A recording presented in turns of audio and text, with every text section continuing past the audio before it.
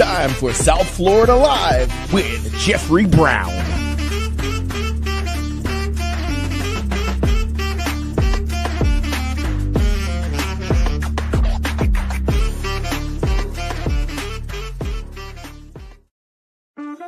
The most engaging, impactful, informative, and entertaining talk show ever.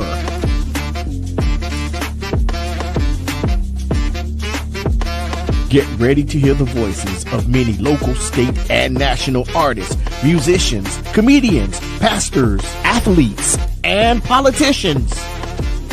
It's time for South Florida Live with Jeffrey Brown.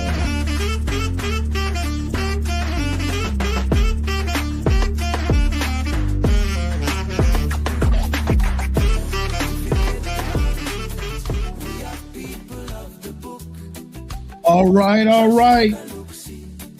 Good evening, everyone. Good evening. And welcome to the South Florida Live Podcast. Listen, I'm your host, Jeffrey Brown. And as we always begin our episodes, we say this is the day that the Lord has made. We shall rejoice and be glad in it. Listen, come on in. It is Thriving Thursday, and you don't want to miss this episode on tonight. It's going to be informative, engaging, and impactful. So you don't want to miss it. So come on in and listen. Those that are coming in, those that are coming on, come on in. And once you come in, I need you to do me a few things. I need you to do a couple of things. First, wherever you're watching us, wherever you're viewing us from, I need you to do this. I need you to like, share, and do me a comment. Make a comment. Let me know that you're there. Say good evening to me, and let me know that you're there in the area, in the space. That you're watching, that you're engaged. Let me know if everything's sounding great. The signal, the sound is great, and you can see us and you can hear me. So let's come on, let's do this.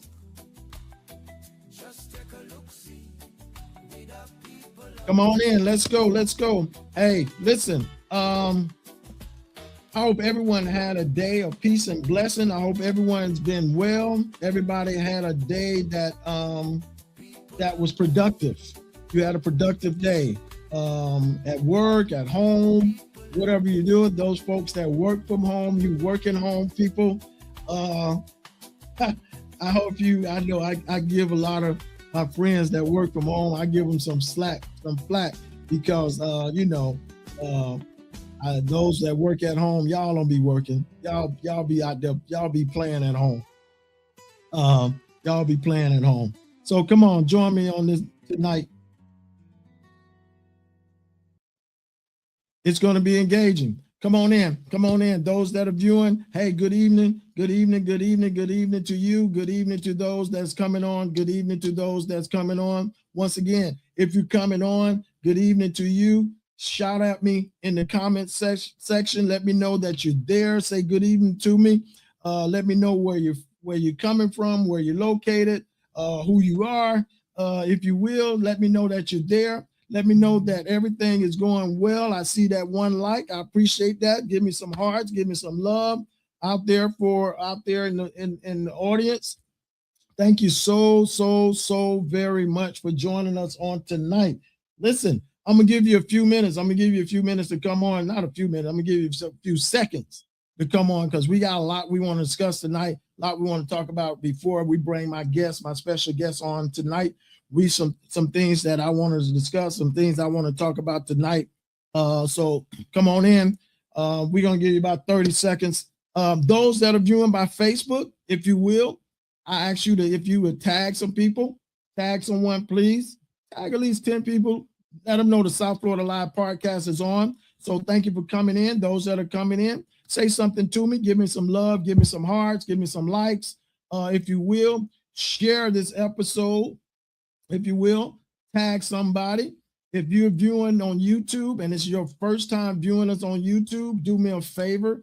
Go ahead and hit that subscribe button and let me know. Hit the subscribe button. And once you hit that subscribe button, go ahead and hit notification. And that way you get notified, and you click all. That way you get notified every time we go live. If you would do that for me. Thank you for those that's joining. Thank you for joining. We're going to give you about 15 more seconds. Please, those that's watching by Facebook, tag someone. Tag a few people for me, please. Share this broadcast. Share this episode with someone. Let them know that the South Florida Live podcast is on and we are live. Okay? 10 seconds. 10 seconds, 10 seconds, 10 seconds. Hey, listen, come on in. Come on in. We're going to do this. We're going to get started. We're going to get started. We're going to get popping because there are some things I do want to talk about tonight. Real quickly before our guests come on. All right, we're going to get it started. Oh, once again, thanks for everybody that's joined us. I'm your host, Jeffrey Brown, and this is Thriving Thursday. Thriving Thursday on this Thursday evening. Thank you for joining us. Listen, before we get started, I just want to shout out, let everybody know this month is Child Abuse Awareness and Prevention Month. Child Abuse Awareness and Prevention Month. Hey, listen, we need to make sure that we're praying for our children, protecting our children, and providing a safe space and place for our children. Okay? In this world that we're living in, we have to watch we got to cover our children as they're growing up, as they go to school, as they come from home. They're home, they're out in the neighborhood, they're out in the streets, whatever they're doing. It's our duty, it's our job to cover them, to protect them on our watch and make sure that they have a safe space, because there are some crazy people out there that are targeting our young people, targeting our children, and you know about the sex trafficking and all that stuff. Those that at home, I know we've been talking about domestic violence, and we're serious about that. And we were talking about it the other day that we need to start, as men, start standing up and speaking out about things. And if we see something, say something. It's the same way with our children. If we see something, y'all, there's the number on the screen that you can call and report it. Call and report it. We have to protect our own. We got to protect our children. We have to do it. So there's the number on the screen right there, 877-597-2331. 877-597-2331. Also 800-752-6200. So if you see it, if you know something going on, those that are in the school system, I know a lot of times when I was there, we had some issues where we know some of our students were being abused at home, and we had to report it. Bad enough I didn't, but we had to report it. We need to report it because we need to make sure those students were safe. Okay, so there it is. This month is Child Abuse Awareness and Prevention Month. So let's keep our children in prayer. Let's keep them lifted up. Let's protect them, and let's provide a safe place for them. Okay. All right, there we go. Hey, listen, I told you every episode we're going to talk about it. Every episode I'm going to have this conversation. Those that want to come on, those that not come on, maybe you don't, but those that on, we're going to have the conversation. And I hope this conversation that I have, you would share it with other people. And that conversation, it's about voting. It's about voting. I'm going to talk about it as much as I can. It's going to be every time I come on, I'm going to talk about voting, because we need to make sure that we're prepared for August and November. We need to be prepared, especially what is going on in this state. What just happened in this state of Florida, with this map that this governor had decided that he want to drop on the state just on a drop of the dime. I was telling somebody the other day, I say, man, I feel like something is about to happen. Something major is about to happen. And boom, there it is. Here it is. There it is. This gerrymandered map that this guy has thrown out there. Listen, y'all, if I was telling my guests, if I can go back to 2020 and pull up some stuff that I did 2020 on Facebook during COVID time, you know, we was in the house, so I was able to do some talking. The Lord placed on my heart to just go live. And one of the things that I started pushing was the fact that just start telling the people that we need to remember we won't go back, because the way it was looking even then in 2020, like they were setting us up for us to go back. They wanted things to go back to where it was in the 50s and the 60s. I'm just telling y'all. And what happened? What happened? We got this map. What happened?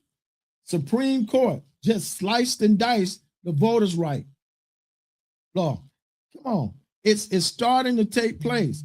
I'm telling you guys, Project 2025 is in full effect. I know a lot of you. I know people that I talked to back then. They were like, oh, they can't do this. They ain't going to be able to do that. But they're doing it. And we're like sitting idly by and allowing it to happen. And we're not in. And I said it the other day. I said, we're going to be in a place sooner or later. And I understand God has us. God going to cover us and all that. Don't go church on me. I know the word. I know church. I've been in church boy all my life. And I know God is going to protect us. But also there's some things that we can do that God said there's some things that we can do. Don't sit here idly by and just say, okay, God, you fix it. Lord, you take care of it. And then we don't do anything. And I keep saying, the Bible says faith without works is dead. So that means we can have faith. We know God is going to protect us and shield us, but he's still saying we got to put some work into it. We got to make some things happen. We got to get up. We got to be boots on the ground and make some stuff and educate our people, and educate our young people, talk to our young people about voting, how important it is to vote. Listen, y'all, if it wasn't so important, they wouldn't be trying to do what they're trying to do. And some of us are sitting idly by and just thinking, oh, it's not going to affect me. It may not affect you, but guarantee you it's going to affect somebody in your immediate family. It's going to affect somebody. You can sit there and think it's not going to affect. It's going to affect somebody sooner or later. I've been saying it about voting. Maybe y'all don't understand it. Y'all ain't get it from me. Don't think I don't know what I'm talking about. But we have to be serious about voting. We got to know what's going on. Like I said, they just dropped this map. The Republicans they're gonna fix it. They already fixed it, and the voting was done the other day, and the majority okayed the map. So that means, y'all, there's gonna be some Democrat seats that's gonna be took away. That's the part we're missing. And we got to have people in office that we can go to and get them, and some decision they're going to make going to benefit the people, not the party. And we got folks on the Republican side to where it's about the party, not the people. So if you didn't get it from me, you didn't think I know what I'm talking about. So I'm gonna play this clip. From Senator Chevin Jones. He laid it out the day that it happened. He's telling us about the voting. I'm gonna just let him talk to you, since you guys don't want to hear from me. Let the senator talk. Y'all, in a vote of 17 to 21, the Florida Senate just passed. Hey, y'all, in a vote of 17 to 21, the Florida Senate just passed Governor DeSantis's congressional maps. These maps will absolutely be challenged in the courts. And I can tell you there will be more information to come on that. In the meantime, here's what I'm asking you all to do. Number one, I'm asking to make sure that you all are registered to vote. And if you are registered, make sure you check your voting status. Number two, build political power in your community, in your church, in your synagogue, in your community group, wherever that may be. Number three, make sure the people who you're hanging with in your circle, make sure they have a voting plan for August and a voting plan for November. Hear me what I'm telling you. All of this can change with you. All of it. Come November, you can stop all of this. And I know many sometimes say, I don't want nothing to do with politics. But politics got everything to do with you. Right. Your gas prices, your groceries, your health care, your child's education. That's politics. And I know for a fact it may seem as if we're in a losing battle, but we're actually not. The people still have the power. And I truly believe the people are the ones who are going to help us win, not politicians. Let's get out and do the right thing, like I know you can. Hey, y'all. All right, you heard it from the senator. Something that I've been saying. We got to make sure that our status is right, it's good, because there is something that we can do. It's not over. Like people, oh, I don't get into politics. But like you said, politics is your life. It's a part of you. Gas, Medicare, our health care, all this stuff. It's a part of it. And it's going to affect somebody. It may not affect you, but somebody, like I said, in part of, connected to your family, it will affect. It would affect them majorly. So are we going to be selfish that way? Are we going to be selfish and not support and take care and watch out for our own family members because it's not affecting me? It's not about. I was talking to a friend of mine, and I was saying how these gas prices so jacked up, and what used to take me $35 to fill my little SUV, now it takes almost $45 to $50. And I'm knowing that it's affecting folks. I drive shuttles. That's what I do. I drive shuttles. And $120 used to $115, $110, $100 used to fill up the shuttles before this war. Now $125 does not even get close to filling the shuttle. So this individual said, oh, well, it's not affecting me. I say, how is not affecting you? Well, I normally put gas in when I reach a half a tank. I said, so you're putting the same amount that you used to put in there when you reach the half a tank? Oh, no, I'm putting more than that. So it's affecting you. And yes, they voted for that dude in 1600 Pennsylvania Avenue. But they don't want to admit that it's messy, that they made a bad decision. So we got to understand it's going to affect us.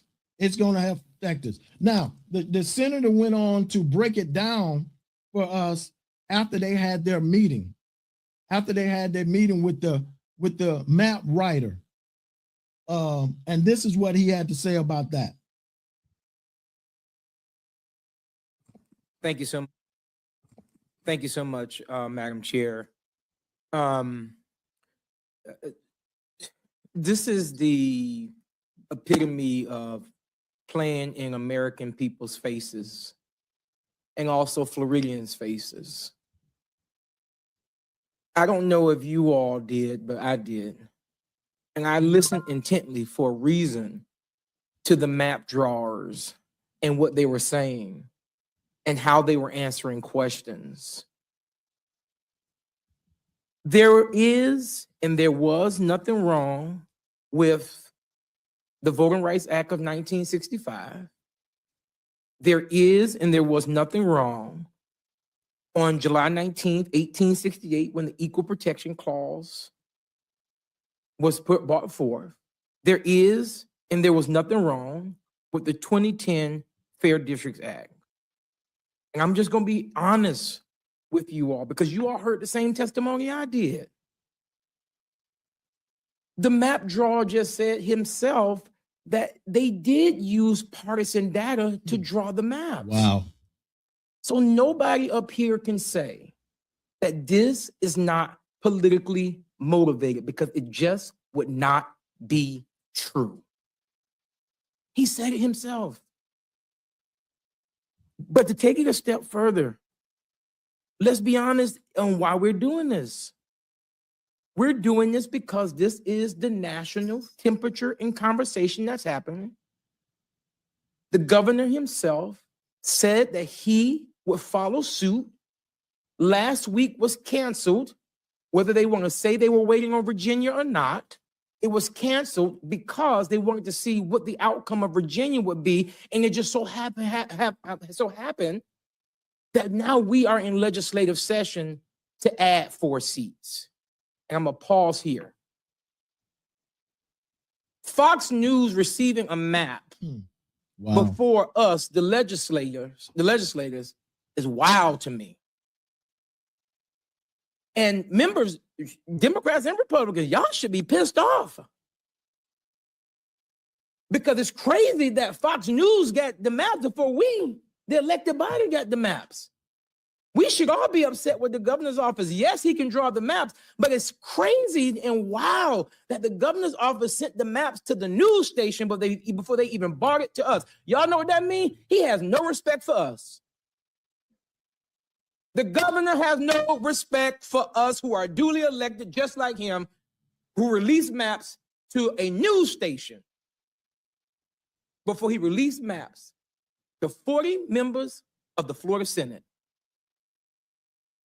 Guys, we're not here because the Constitution is wrong. Guys, we're not here because there's something wrong with the Fair District Act. We're not here because the Florida Senate or the Florida House said that they want to draw maps. We are here because the President of the United States gave an order. And this is the direction that we're going in. But the one thing that should block Florida is that the people of this state said that they did not want it. Shame on us, my colleagues. Shame on us for listening to Washington, D.C. before you listen to the 24 million people in this state. And I end with this. I don't even know where this vote is going to go today because I haven't spoken to anybody because I don't want to be subpoenaed by nobody. But here's what I will tell my colleagues. I hope and pray that this is not the precedent that we are setting for the breaking down of our democratic process. Hear me when I tell y'all, and I mean it with every fiber of my being. I don't care what party you in, and to my Republican colleagues, you win. You were already winning. So there was no need. There is no need for this. Right. Let's respect the will of the people. My daddy used to always tell me, not used to because he's still alive, thank God. My daddy always said that there is one thing about a lie. It has no legs. Guys, we cannot let this walk because we're not being honest with Floridians and we're not being honest with the American people. There it is. That's the senator. Spoken well. Spoken well. We just, I mean, and the people said, you know, they voted on this against it, but it don't matter because you know that guy up there in the governor's house, he got the blueprint. He playing by the playbook from the president. Anything that he wants, he's going to give it to him. And like he said, this is the thing that gets me with the Republican. You already winning. What more do you want? You favor what you got it. You're doing what more are you trying to do? Well, what they're trying to do is affect the majority, the people that they know that it's going to affect, and that's the Black community. And some of y'all gonna sit there and say, "Oh no, it's not going to affect me. The devil is such a liar." Yes, it is. It will affect you. You may not think so, and our young people need to wake up because it's going to affect you. So we got to stay aware. We got to stay alert. We got to stay knowledgeable of what's going on in this thing. One more clip, and I think Eddie Gordon, he put it in these words, and we gonna hear what he had to say.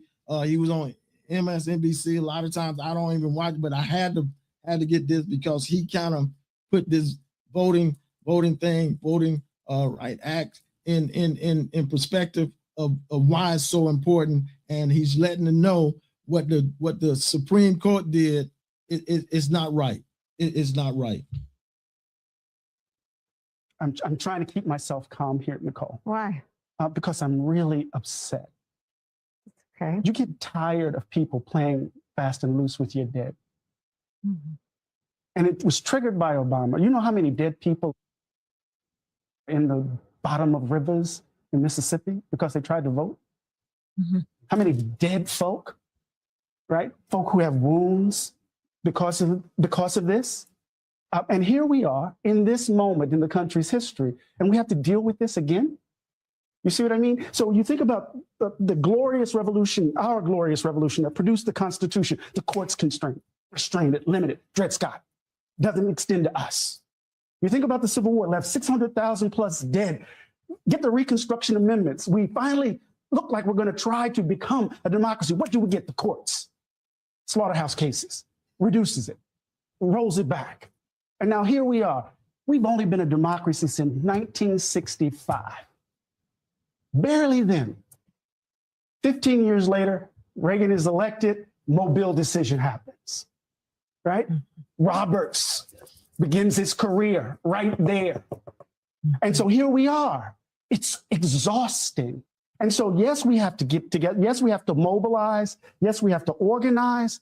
But these people play fast and loose with our dead. They play fast and loose with our sacrifices. They think they own freedom. Right. They can give it to us and take it away whenever they want. And they think we're just supposed to sit here and take this, right? So first of all, I'm just going to express my rage at this decision. And then the second thing we need to do, of course, is to get about the hard work of trying to salvage this democracy as we've done since the moment we've been on these shores. One thing I like what he said, and we have to strategize. We got to come together. We got to find a strategy. It's something that there's an answer to it all, but we as a people need to come together and come and strategize and organize together. And it's possible for us to do that. It is real possible for to do it. So how important is our vote in this upcoming? It's very important in these upcoming elections. It's very important, people. It is very important. All right. So remember, it was 85 to about 90 million that did not vote. 85 to 90 million people did not vote. And some of those were us. Our brothers, our sisters, our uncles, our cousins that did not vote.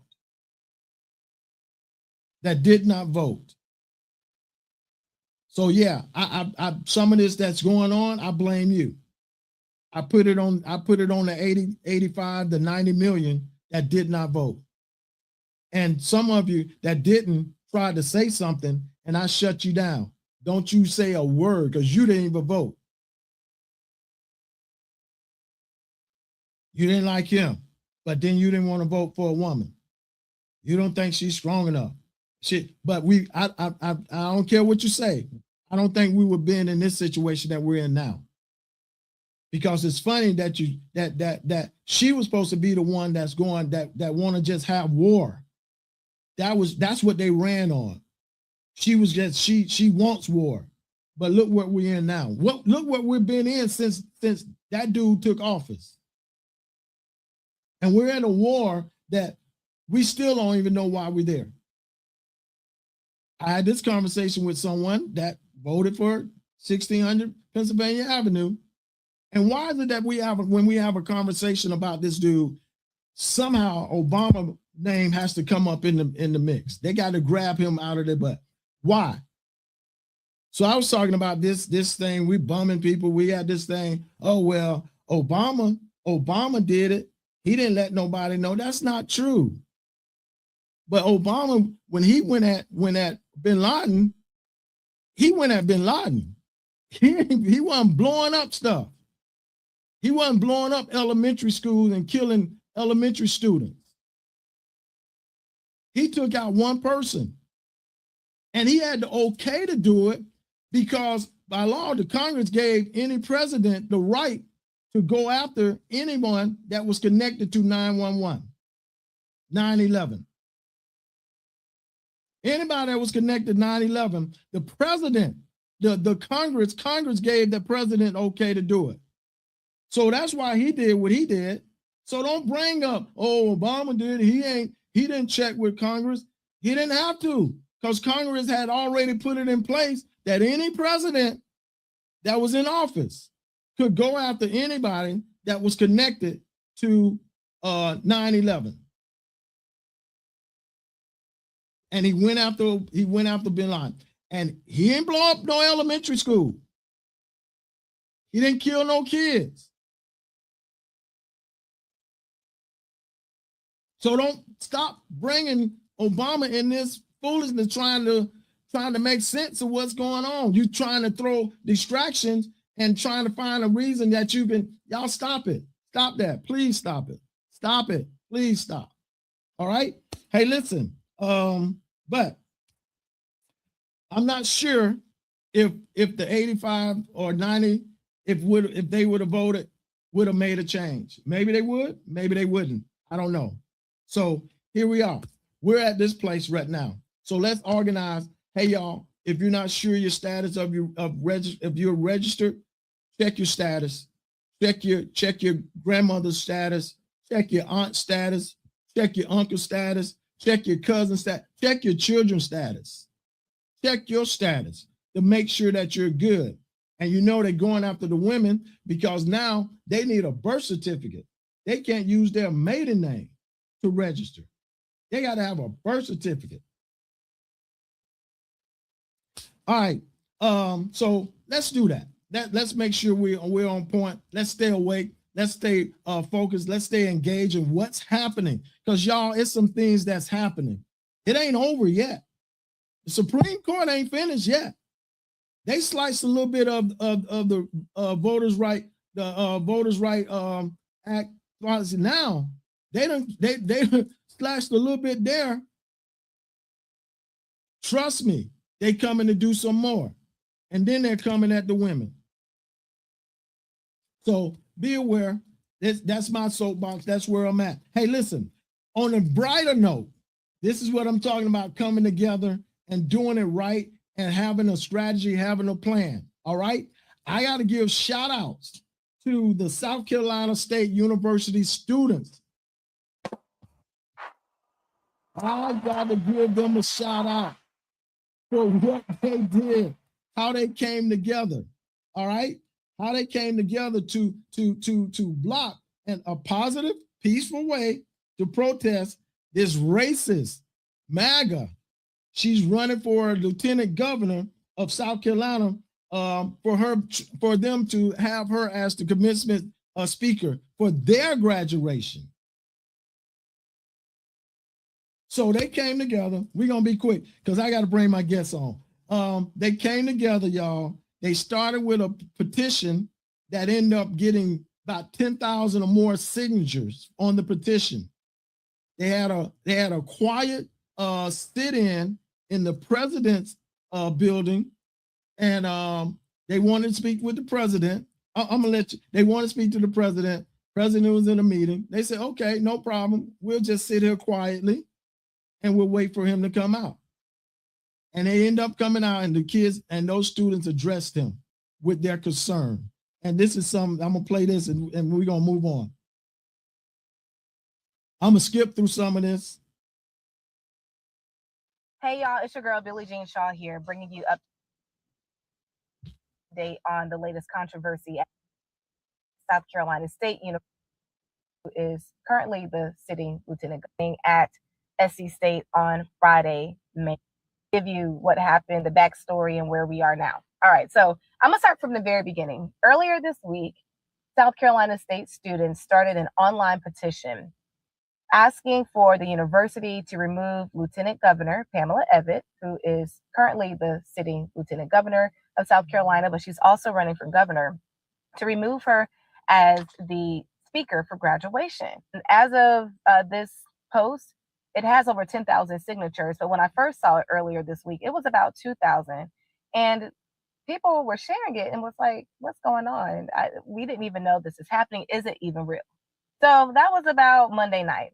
So Tuesday morning, some students, it wasn't even a large group of students, maybe dozens of them, peacefully protested. They marched around campus at South Carolina State University Tuesday morning.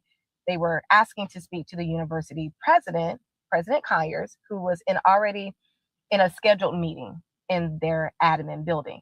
So the students were like, all right, cool. We're going to move to a silent protest. And they went crisscross applesauce, sat in the admin building, waiting for the president to walk out. Because if you're wondering how that exchange went, here's a little piece of that. She has a story, if you will listen to it. She's a female business owner, a millionaire business owner. She has a story that none of you may not know, that I'm not fully aware. I know a lot of it. But again, a decision was discussed. I've heard your concerns, and as updates become available, we will certainly update you, okay? So that was part of it. One of the students was like, nah, it's not a issue with, Republican, Democrat, black or white, which is, I believe, what some people were trying to make it. She says their issue is that it's a morality thing. It's not a black and white issue. Oh, no. This isn't a political issue. It's not a Democratic or Republican Party issue. It's not about that. It's a morality issue.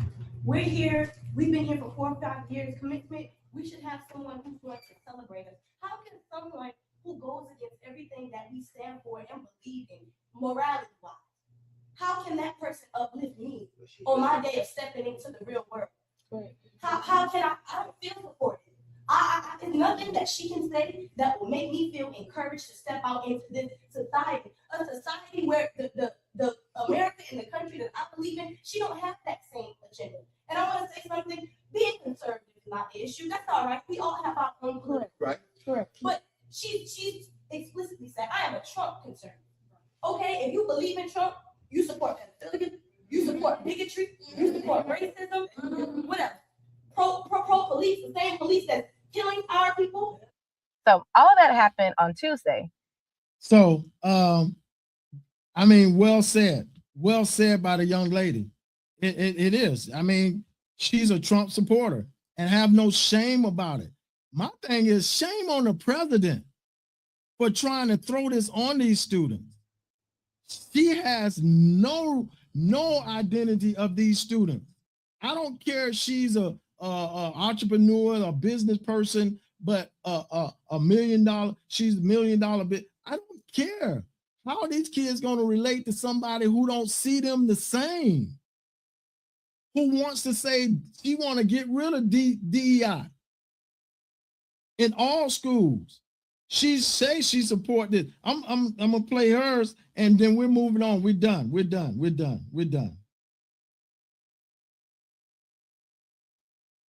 I am pro-life, and I am against DEI, and I am a big supporter of the president. Right? Those are all facts.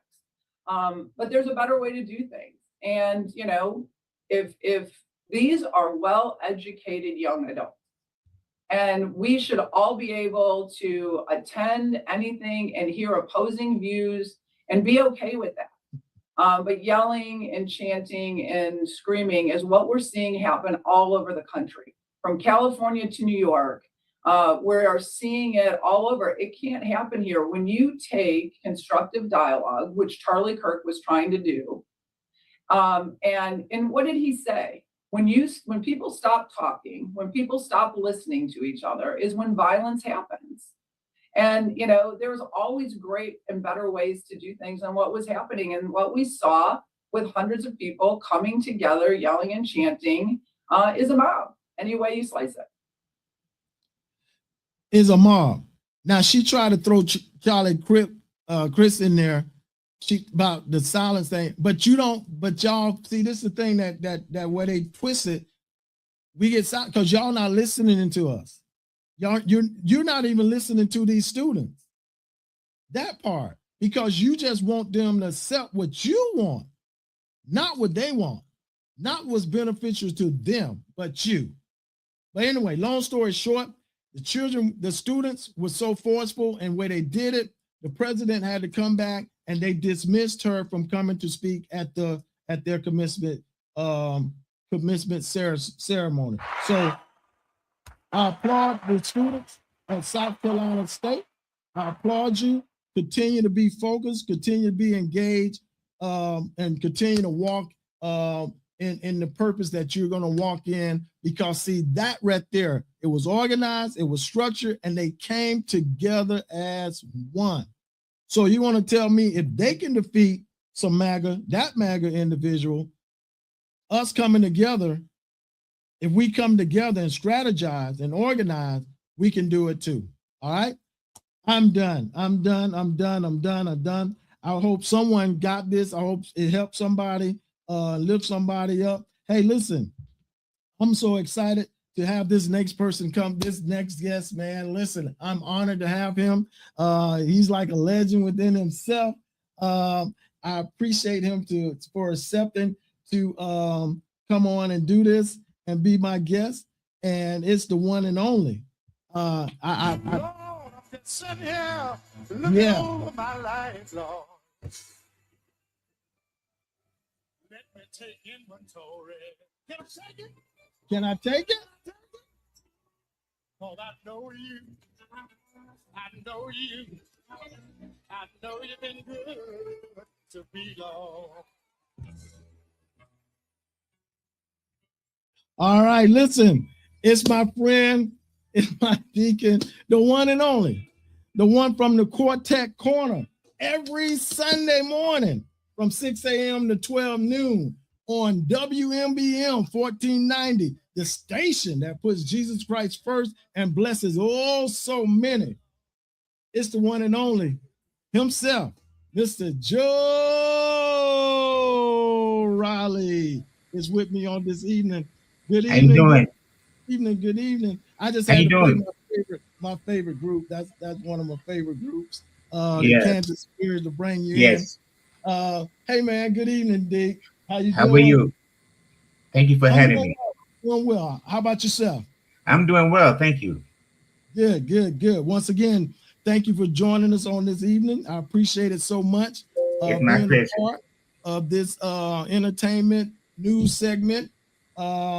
So we're gonna get right into it. I'm sorry it took me a little minute. I just needed to get that information out. No, you brought up some good points.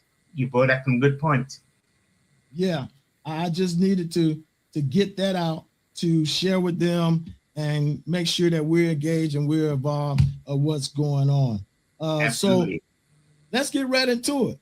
Thank you again. They call you Mr. Quartet. So listen, hey, let's talk about your journey from the beginning to where you are now. That's the conversation we're gonna have. Let's talk about it. When did Deacon Riley, when did it hit you? When did this thing start with you and Quartet? When did you first fall in love with Quartet? Wow, that's going back to the 60s. Now I'm telling my age. When I was living in New Jersey, on Easter, they always had a quartet thing in that Symphony Hall on Broad Street, and that's where I would spend my time. At that time, I didn't know or understand that the music that I loved so much was quartet music. It wasn't until I came back home to Miami and met some guys who were singing on that same level. And then that's when I realized that this is quartet music. And from that point on, that's all I've been listening to, quartet music. Going to all the concerts in Miami, Northwestern High School, some of the churches, met some of the, had no idea that one day I'll be in a position that I'm in now, meeting some of the artists that I grew up listening to. And that's been a wonderful, wonderful journey. Yeah. Who was some coming up influenced you once you really got caught up in it. Who were some of the people that influenced you in that area of quartet? You mean that are not singers? That's Or not artists? singers. Yes. I had some brothers that I call my brothers, the Taylor brothers out of Miami. They influenced me. They greatly influenced me. I was a part of their group. They gave me the position of a road manager, which I had no clue about, but they just wanted me to be a part of what they're doing. And so when I started hanging around those guys, that's when they influenced me, the love came, and I enjoyed doing what I was doing. Wow. Yeah, I remember the Teller brothers back in the day. Oh my God.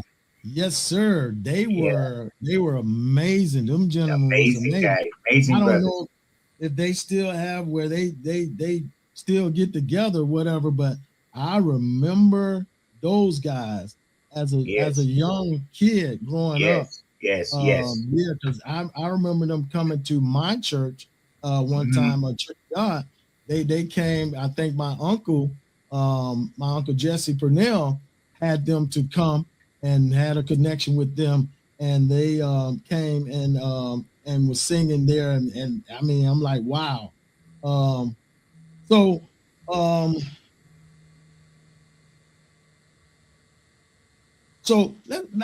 let's talk about it. Let's shift this to the past where quartet was then to where it is now. What's the shift? Is there a different? Has there been a shift of quartet, the style of where it was? Because I remember back then, I remember hanging out with my uncle, actually playing with them a few times at the Quartet Hall in Fort Lauderdale, one in Miami. And I Gene and George and seeing them, and it was like, it was to now me when I see it, I go to some now, I don't get that same vibe. Well, that's true. That's true, because back then, those guys to a conference in Birmingham, Alabama, to the Quartet Convention. I sat in one of the classrooms with Luther Barnes, Pastor Luther Barnes, when he taught the class. And he told the artist that was in the room that your music have to tell a story. That's the key. If you remember the music back then, the songs always tell a story. The songs that got mom and them over when he was out in the fields and stuff like that.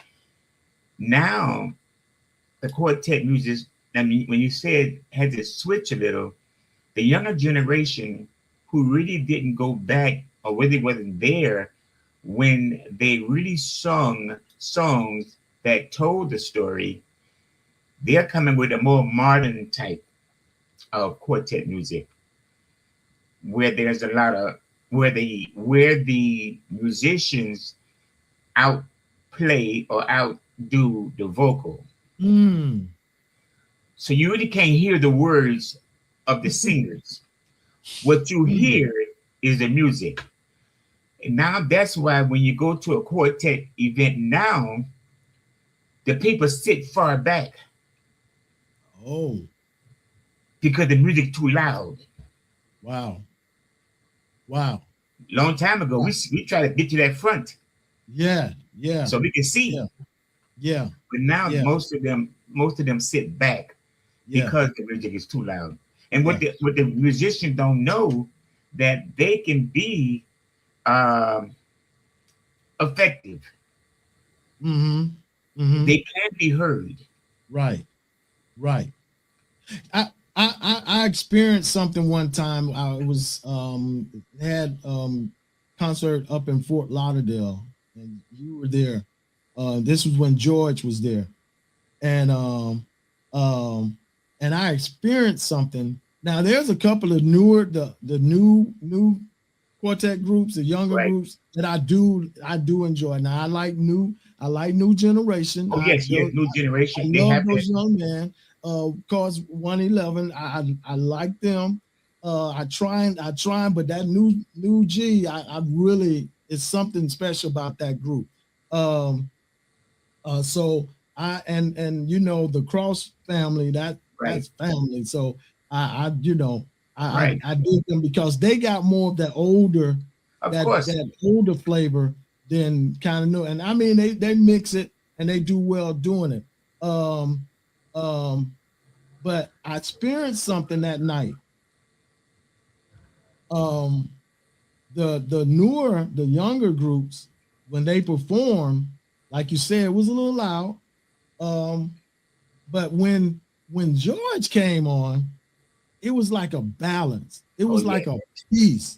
You were able to kind of flow with him. Absolutely. And I remember reaching, leaning over to someone and telling them, I said, class is in. Class is in. That's if right. y'all don't pay attention to this, That's right. this is how it flows.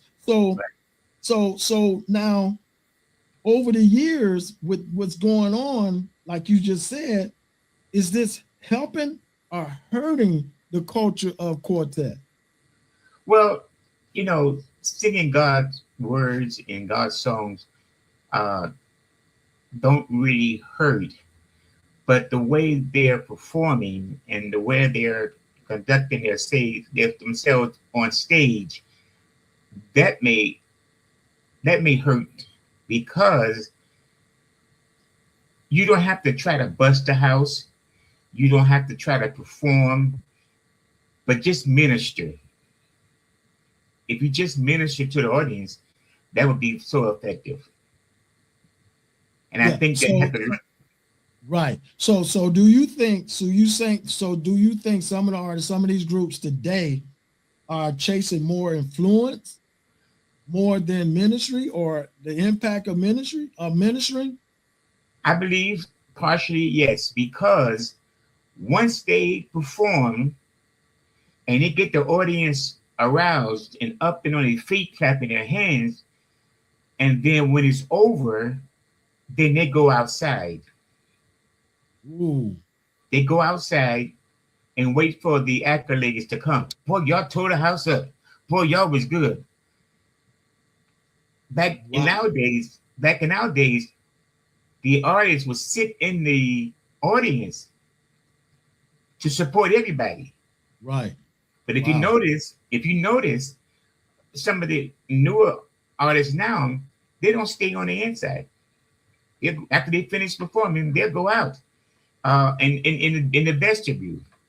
Or when the MC is emceeing the program, they will say, when they call their name, they're not ready, they'll say, call someone else, we're not ready yet. Wow. So I don't MC no programs anymore because of that kind of thing. Because see, if you tell me you're not ready yet, I'm not calling you. You're done. You're That's done. it. That's why I appreciate Minister Elaine. She knew how to move a concert. Mm-hmm. Right. So basically you're saying that the it's losing the spiritual foundation. Yeah, somewhat. And it's coming competition. Right. Some of them just wear themselves out, singing hard and strong and running up and down the aisle. Like you said, George. You see how George? The Jackson Southerners, the keynotes. You got to take notes. See, first of all, Elder, I always tell the newer guys, travel, go to different conference. You learn. Right. The late Elder Lydia Gooden told me, because she knew I love quartet, and she asked me, have you ever been to the quartet convention in Birmingham, Alabama? Never heard of it. Because you always hear about GWA, with the choirs and stuff. Yeah. They had their thing. I never knew that there was a quartet on the same line. Yes. And when I went there and I saw professionalism, stage Yeah. presentation, Yeah. stage presentation, smooth music. You know, Yeah. you got 10 minutes. Right. You got 10 Oh, yeah. minutes. Yeah. Either you can sing it or you can talk it, but you got Right. 10 minutes. But That's they cut it. the mic off. They cut the mic Yes, off. sir. Yes, sir. See, Yeah. the guys on out, the groups on our end, they try to bust the house. They go until somebody moves and you spent 20 minutes, but you got a lot of groups behind you waiting to perform or come on stage, but you hogging it all up. Right. And the MC got to know how to control that. Right. Right. And it's tough. And It's it can tough. be tough. It can be tough. So now we're gonna shift a little bit to promoting if you can. If you, because there's an art of promoting these artists, these groups, and this quartet. Because a lot of people see the stage but don't see the strategy of it. Oh wow. Absolutely. So Go ahead. so what are the biggest challenges when it comes to promoting quartet? See, you hit on something there, and if you saw Ricky DeRay, the great promoter, and I had the opportunity to work with him on a major scale. Promoting is not like what the local artists are doing now. That's not to discredit them, but it's more to promoting than meets the eye. Man, that money, that finance, that's the key. You got to be able to pay these artists. And if you got a major group that got records playing on the radio, who's going to be asking for $10,000, $20,000, $15,000, and you bringing them down, now you're sweating bullets. Why? Because you got to sell those tickets. You got to fill that audience. You still in the deposit, but you got to have the rest of that money before they go on stage, because they're not going on stage till they got their money. That's the sweating part about it. Right. That's the sweating part about it. That's the sweating part. You got to make sure everything is in place. Yes. For them when it comes to. Now let's shift this. So now you the journey of it, you started, you fell in love with it, you had some management experience, some promoting experience. So what pushed you to radio? That's a great story.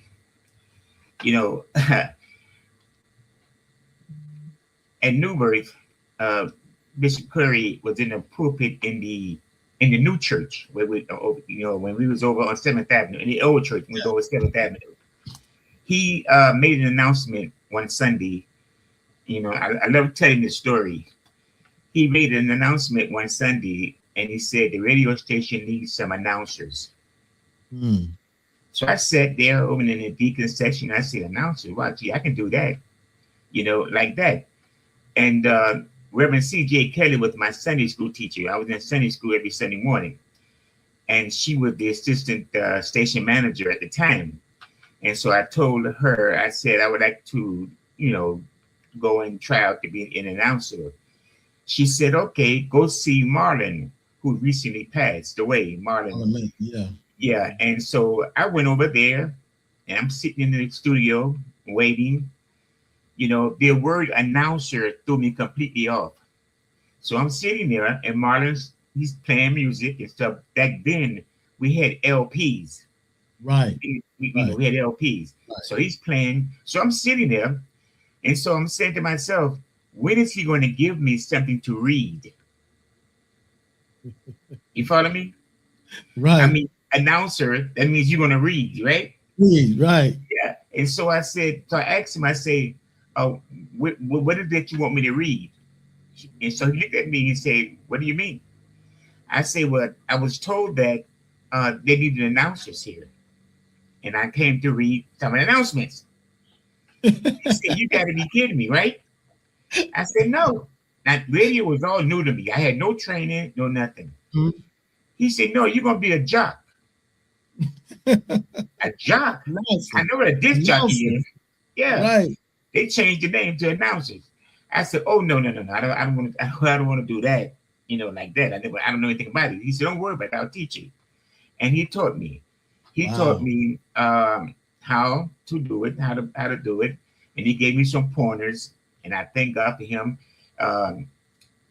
He said, "Be careful with the phones. People call in and they say, you don't know who's who." And Right. so he showed me the ropes. And then a week later, they terminated somebody on a midnight shift. And they said, "You're going to take over midnights." I would swear. It took me a month before I would speak. Really? I wouldn't see nothing. I would just play music. And all I was playing was music that I'm familiar with, which was quartet music. Quartet. I didn't play no choirs. I just played quartet music. Wow. That's what I knew. Wow. And Right.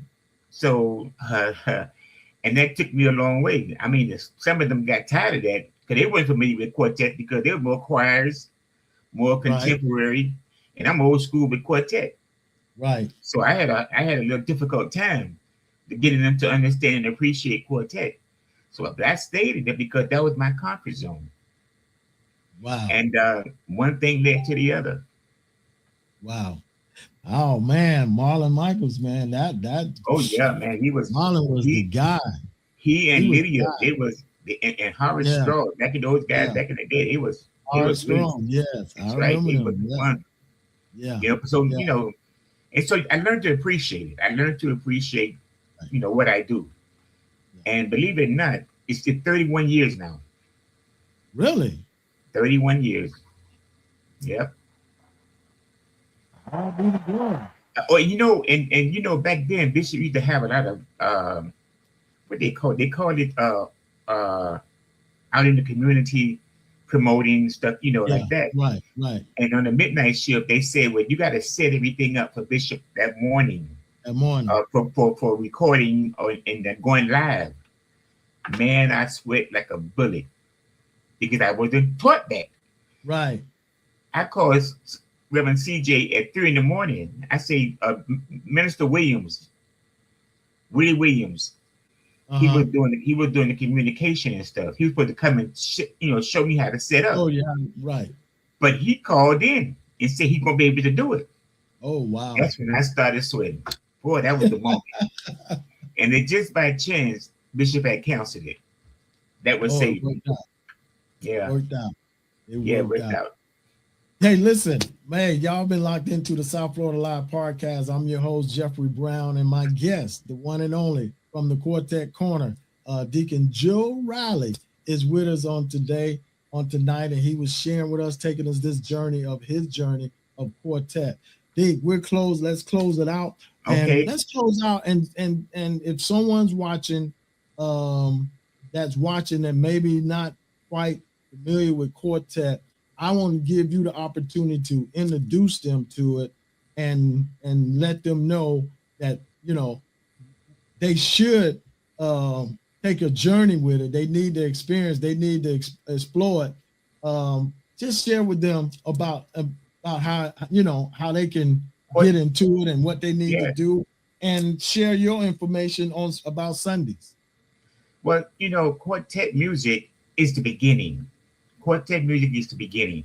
All of your artists that are that came out on their own, like Aretha Franklin, Sam Cooke, those guys like that, Al Green and Johnny Taylor, those folks came out of quartet, quartet music. Okay, so they spent out and did their thing with a little bit of choir, a little bit of contemporary. Quartet. That's the thing. The root is quartet, and most of them came out of quartet. So I played quartet music so much at the radio station that they gave me Claudette Freeman gave me the title of the Quartet Corner. Oh, okay. And I took it and ran with it. Hey, and I branded to where it is now. Yes. And listen, go ahead. Yeah, go ahead.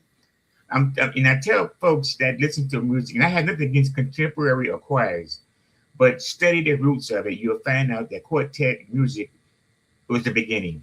Yes. Yep. It was. It was. Hey, listen, y'all. You can find them on every Sunday, the Quartet Corner, every Sunday from 6 a.m. to 12 noon on WMBM 1490. Once again, the station that puts Jesus Christ first and blesses oh so many. You can go www.wmbm.com, and there's the number that you can if you want to call in and check it out, download. Hey, you need to do this. Those that say, oh, I can't hear it from where I live and whatever, I can't get it, whatever, take your phone out right now and go to your app store and download WMBM. Download it, and you can take WMBM with you everywhere you go, so you won't miss out. You can listen to them from Monday to Sunday. You won't miss out on WMBM. So there it is. When you got time that morning before you go into church and you want to feel a little quartet, hey, join the one and only Deacon Joe Riley on the Quartet Corner on Sunday morning. Deke, once again, thank you, sir. Thank you. On this evening. Hey, I appreciate you. You know, I try and catch you. I catch you every now and then on Sunday morning. Hey, I appreciate it. Yeah, I jump in and I'll speak to you. Hey, Deke. But I'm gonna start making some requests. I didn't make a request yet. I'm gonna start making a request. I'm gonna put my requests in sometime when I jump on. Once again, thank you, sir. Let me add this right quick. What I'm doing now is that any of the new artists out there with a project, I like to give interviews to those artists that need that recognition. I like to do that just to let them know. All right, tell them how they can reach you, Deke. There's an email address. Or they can just call you at the station. Yeah, call it the station. All right. You can reach them at WMBM. Just call the station, ask for Deacon Joe Riley. And those new artists that you want your stuff spotlighted, you want to interview, there it is. You got the opportunity to be on the radio and have your music spotlighted and shared. So don't pass that up. All right. Thank you, Deke. Once again, man. Appreciate you. Thank you. Appreciate it. Always, man. We keep you lifted up in prayer, and you will, I'm one of your supporters. So thank you. Continue to do that. Yes, sir. All right. God bless you. God bless you. All right, y'all. Listen, you've been locked into the South Florida Live podcast. Once again, thank you for joining us on this evening. Thank you for being my guest. Thank you for being the audience. Thank you for engaging with us on this evening. Hey, once again, we want to remind you, this month, Child Abuse Awareness and Prevention Month, this month. So let's pray for our children. Let's protect our children, and let's provide a safe place for our children to that way they can be safe. Let's keep them covered. All right, let's do that. Once again, thank you for joining us. Once again, check your status of voting. Pay attention, know what's going on, because y'all, it's some more stuff about to come down, and we need to be aware. We need to be engaged on it. So let's not go to sleep. Let's stay woke. I know they want to kill wokeness, but we're going to stay woke, and we're going to keep it moving. All right, and we're going to be better. We're going to come together, and we're going to strategize. All right. Listen, once again, you've been tuned to the South Florida Live podcast. I'm your host, Jeffrey Brown, and it's been a pleasure. And as we always say, I'll pray for you. You pray for me. Hey, y'all, we're going to watch God change things. All right. God bless you. Email your idea for show topics to the South Florida Live Show at gmail.com. Thank you for tuning in to South Florida Live with your host, Jeffrey Brown.